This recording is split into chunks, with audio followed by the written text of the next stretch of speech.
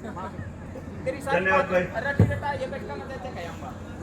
बड़ौदा और आसपास के गांव से, खटखट टोल कमेटी से मेरे आदरणीय बुजुर्गों, माताओं, बहनों, नौजवान साथियों, सबको मेरा हाथ जोड़कर प्रणाम। संदीप वाली बात है कि भाई यहाँ लोगों को सबको समझ में आया हुआ है और छोटे में काम बतानी है। बाकी सुशील ने भी बहुत पहले बता दिया, अभिमन्यु भाई भी बता गए कि फसल की लड़ाई भी दोबारा लड़नी पड़ेगी और नस्ल की तो लड़नी है ही। नस्ल की क्यों लड़नी जरूरी है, बस यह बात समझ में आ जाए तो थोड़ा सा आसान हो जाएगा लड़ना। फिर हम दिल से जुड़ेंगे लड़ाई के साथ, जैसे फसल वाली समझ में आई थी, जिस तरीके से तीनों काले कानून समझे थे। ये सिर्फ 3 काले कानून नहीं थे, या ये सिर्फ टीके का अभियान नहीं है। अगर किसी को ये लगता हो कि ये खाली टीकाकरण है और ये आपको किसी बीमारी से बचाने के लिए हो रहा है, तो फिर हम किसी बहुत बड़ी गलतफहमी में फंसे हुए हैं। क्योंकि ये बात कि एक दिन टीका आएगा और उसके साथ आपकी UHID बनेगी, यूनिक हेल्थ ID कार्ड, जैसे आधार कार्ड बनता है, और आधार कार्ड के बाद आपकी जिंदगी की हर चीज के साथ को जोड़ा जाएगा। ये बात मई 2020 में बोली थी मैंने, जब मार्च के अंदर, मार्च 22 में जब पहला लॉकडाउन लगाया था। मई में समझ में आ गया था अखबारों की कटिंग देख के कि आने वाले टाइम में जो खेल चल रहा है। फिर दुनिया भर में जहां जहां जो कुछ हो रहा था, चाहे चाइना का सोशल क्रेडिट सिस्टम हो, चाहे ऑस्ट्रेलिया में प्राइवेट प्रॉपर्टी एक्ट हो, चाहे अमेरिका के अंदर किसानों का खात्मा हो, फिर ये बात समझ में आई कि इंडिया के अंदर बराबर में क्या हो रहा है। तो 2016 की नीति आयोग के अंदर प्रोग्रेसिव फार्मिंग की रिपोर्ट, मैं जानबूझ के ये बातें बोल रहा हूं आपको, ताकि आपके नौजवान बच्चे इन चीजों की तरफ गौर करें जो मैं बता रहा हूं, जिनकी तरफ मेरा इशारा है।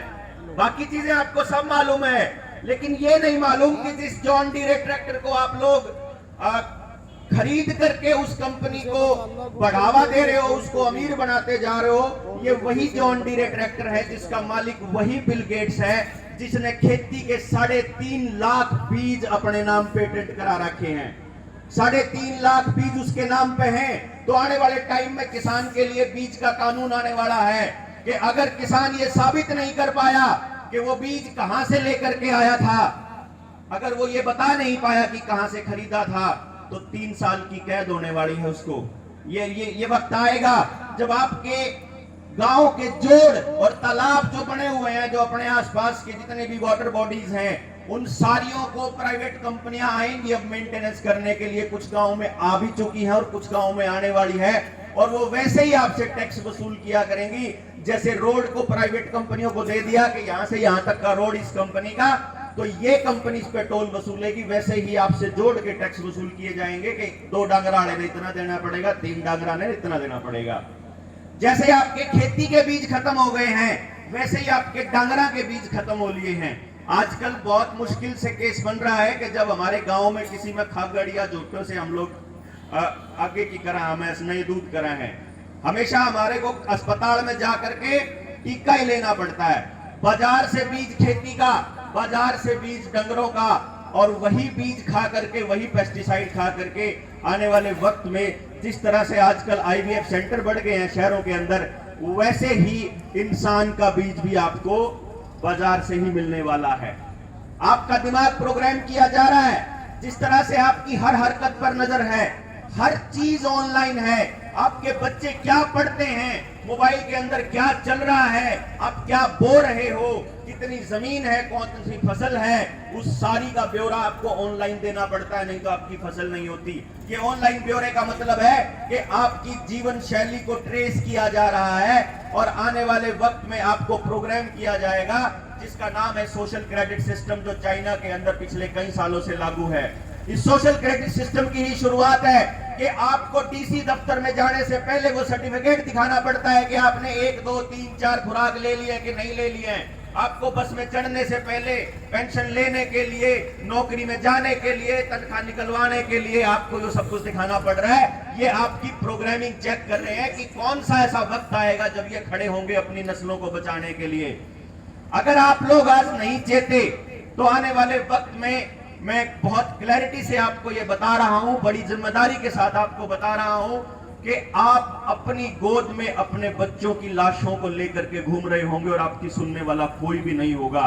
कारण क्या है कि वही बिल गेट्स जिसका मैंने नाम लिया था, संदीप ने बोला था उसका नाम मत लिए, इतनी बड़ी बात बताने की जरूरत नहीं है, लेकिन वो बताना इतना जरूरी है कि जब ट्रैक्टर की टेक्नोलॉजी, ब्लू रिवर टेक्नोलॉजी उसे बिल गेट्स की, जिसके नाम पे पेटेंट सारे बीज बिल गेट्स के, तो जो ये टीका आपके बच्चों को लगाया जा रहा है और आपको लगाया जा रहा है, इसका पेटेंट भी बिल गेट्स के नाम है। और अगर अंतरराष्ट्रीय कानूनों की बात माने तो जिसने वो टीका लगा लिया है, हो सकता है उसके शरीर पर उसका अधिकार ही ना रहे और वो उसका शरीर का मालिक अभी बिल गेट्स बन चुका हो, क्योंकि उसकी जीन थेरेपी आपके शरीर में एंटर कर चुकी है, क्योंकि वो सारा मटेरियल उसी के नाम पे पेटेंट है। तो अब आप ये मान के चलिएगा कि आपके बच्चों को जिस टाइम पे कोई अधिकारी आकर के कोई टीका लगा रहा है, क्या वो उसके साइड इफेक्ट बताता है? क्या वो उसका ब्रोशर आपको दिखाता है? क्या 18 साल से कम के बच्चे को लगाने से पहले उसके माँ बाप की लिखित अनुमति ली जाती है? क्या आप लोगों को लगाने से पहले उसके साइड इफेक्ट बताए जा रहे हैं? अगर इनका जवाब ना है तो ये समझ लीजिएगा कि आपके साथ बहुत बड़ा धोखा हो रहा है। देखना ये होगा कि हम इस धोखे से अपने आप को कैसे बचाते हैं, आने वाले टाइम में अपनी नस्लों को कैसे बचाते हैं और इसका विरोध कितने बड़े लेवल पर हम लोग करते हैं। बहुत जल्दी, बहुत ही जल्दी इस देश के अंदर वो क्रांति होने वाली है जहां सिर्फ ना केवल किसान के कर्जे की माफी की बात होगी, जहां ना केवल एमएसपी के गारंटी की बात होगी, ना केवल डब्ल्यूटीओ के सारे करार खत्म करने की बात होगी, बल्कि जो 2 साल से लॉकडाउन लगा करके हर दुकानदार को, छोटे कर्मचारी को, छोटे दुकानदारों को, रेडी पटरी वालों को, जिनको बर्बाद किया जा रहा है, उन सब की भी बात होगी। इस सारी बात के बीच एक बात आपको मैं बता दूं जो सबसे ज्यादा जरूरी है। हमारे बीच में नरेश भाई बैठे हुए हैं, तीसरे नंबर पे बैठे हैं रवि ब्याना खेड़ा के साथ। इन्होंने अपना 24 साल का बेटा मोहित खोया है नरवाना के अंदर। 4 साल तक उसकी 4 दिन तक उसकी डेड बॉडी लेकर के अस्पताल के बाहर बैठा रहा नरेश भाई कि मैंने न्यू तो बता दो मेरा कसूर क्या था। अनिल विज ने वहां से फरमान जारी कर दिया कि मॉल में नहीं जाने देंगे। बेटे ने बाप द्वारा फोन करा, पापा क्या करूं, अब तक नहीं ली थी। पापा ने कह दिया कोई बात नहीं बेटा, लेनी है पड़ेगी तो। और वो मजबूरी में जाके अस्पताल में जाके इनका अमृत प्याला लेता है और उसके 3 घंटे के बाद इस बाप के कंधे पे वो दम तोड़ता है। इकलौता बेटा 24 साल का हट्टा कट्टा नौजवान, जब उसको देखा तो मेरे लहू मतलब उबाल आने लग गया कि कल ने हमारी औलाद का भी नाश होगा। और कमाल की बात यह है कि आज तक भी, कद की बात है नरेश भैया, 30 दिसंबर की बात है, आज महीना पूरा होने वाला है, आज तक नरेश भाई तक कोई न्यू नहीं बता पाया कि 3 घंटे में जिसने अपना बालक खो दिया उसका जिम्मेदार कौन था। क्यों? क्योंकि भारत सरकार ने 2019 में या बीमारी लैंड से पहले ये कानून बनाया था कि अगर आपके पास आपके बच्चे की, आपकी मौत अगर अस्पताल में किसी दवाई की वजह से होती है तो ना अस्पताल का डॉक्टर जिम्मेदार, ना अस्पताल का मालिक जिम्मेदार, ना दवा कंपनी जिम्मेदार, अगर ना कोई भी ना सरकार जिम्मेदार, अगर जिम्मेदार तो केवल एक आदमी जिम्मेदार जो अपने बालक ने उड़न लेके जावे, जो अपने शरीर ने उड़न लेके जावे। तो ये कौन सा जुल्म है भाई कि जोन इलाज करवाने जावा है और उस पर कोई डॉक्टर गलत इलाज करता है तो वो है जिम्मेदार। आज भी न्याय के लिए दर दर की ठोकरें खा रहे हैं। बहुत जल्दी आने वाले वक्त में हम लोगों को उन सभी लोगों की आवाज भी खड़ी करनी होगी, आवाज उठानी होगी जिन लोगों ने अपने शरीरों में नुकसान कराया है इस अमृत प्याले से, जिन लोगों ने अपने बच्चे खोए हैं, जिन्होंने अपने माँ बाप खोए हैं।